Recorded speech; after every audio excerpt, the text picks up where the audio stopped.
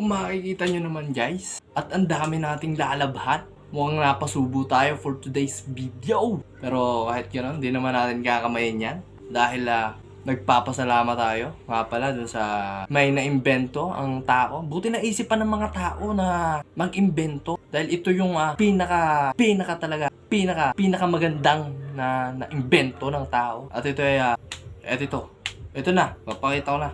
Ito na.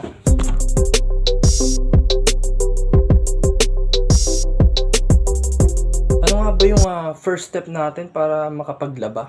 Ang natatandaan ko, yung first step natin na kailangan ay ibukod ang may kulay sa walang kulay. Ibukod ang dikolor sa kulor. Dikolor.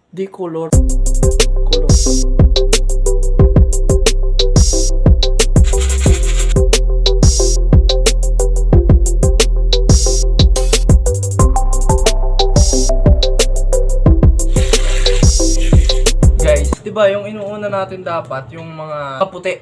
Yung sa akin, ang inuuna ko yung mga colored. Tapos yung decolored, mga white, syempre, yun ang iniwan natin. Kasi kailangan malilinis yung mga yun. Kailangan sobrang linis, super linis. Ayoko namang ma-disappoint si Mother Earth. Kaya, ang inuuna natin yung mga colored. Yun. Yun lang. Tingnan nyo yung mga white. Yun yung mga iniwan natin. Gumaganon pa. Yun, pinapaikot ko na nga yung mga colored. Tapos, yung decolored, yun yung naiwan natin. Yun yung naiwan sa basket, guys.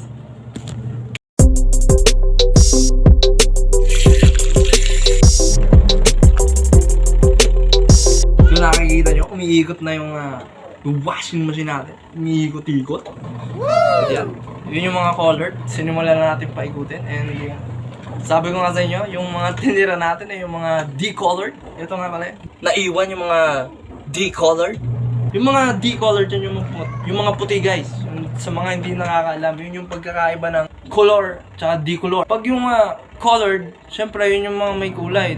Syempre, common sense tayo guys. At yung decolored, syempre yun yung walang kulay. Syempre, yung walang kulay, syempre puti lang yun guys. Kaya hindi natin matapos itong ikot-ikot. Baka mga 15 minutes to. Tapos pagkatapos nito, ikot ulit tayo, 15 minutes. And then magbabanlaw na tayo pagkatapos. Magbabanlaw. Kaya pala guys, may nakita akong mga underwear. Pagtaas yung ganyan, sasabi ko, so gross! So gross! So gross! So yun lang. Time check tayo guys, time check.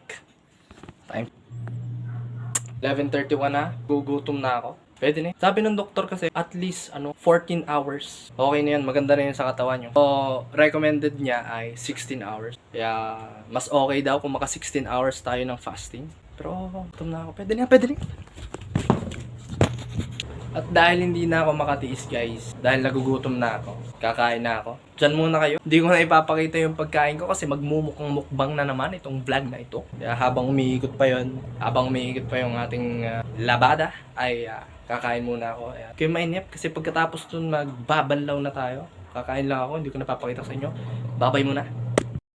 A few inches later. Sayang yung sakripisyo natin. 11:36 na ng tanghali. At ayoko pang kumain ng ganitong oras kasi masasayang yung sacrifice natin. Dahil kailangan 12 o'clock kailangan makaabot ako doon sa oras na yon para masunod natin yung 16 hours of fasting. Malapit na, ilang minuto na lang at magto-12 na, kaya intay-intay lang muna tayo. Iinom na lang ako ng tubig para mawala yung gutom natin. Para hindi masyado masakit sa tiyan. Ilang, diyan muna kayo guys. Balik tayo mga 12. Papakita ko sa inyo kung gaano ako tatag. Gaano ako tatag talaga. Kaya pa yan, Time check. Papakita ko sa inyo ang oras Baka sabihin nyo, nagdadaya ako. Pero ito yung oras. Ito yung oras natin ngayon. Yan. It's 11:37. Tayan nyo na. Tayan nyo na yung mga mahilig sa STL. 11:37. Pwede ba yung 37? Hindi ko alam Hindi mo na ako tumataya sa ganyan. Pero yun nga, babalik tayo kapag 12 o'clock na. Makikita nyo. Egg and pork chop. Kaya mamaya, balik tayo mamaya kapag 12 na. Ilang minuto na lang. At kakain na tayo. So, dyan muna kayo guys. At hindi pa rin tapos yun, yung labada natin. So, dyan muna kayo. Stay there. Tune in. Ito nga guys, ito yung iniintay natin. Natapos na yung ikot ng ating washing. Tataas ko na. Tataas ko yung mga damit dito. At magbabanlaw na tayo guys.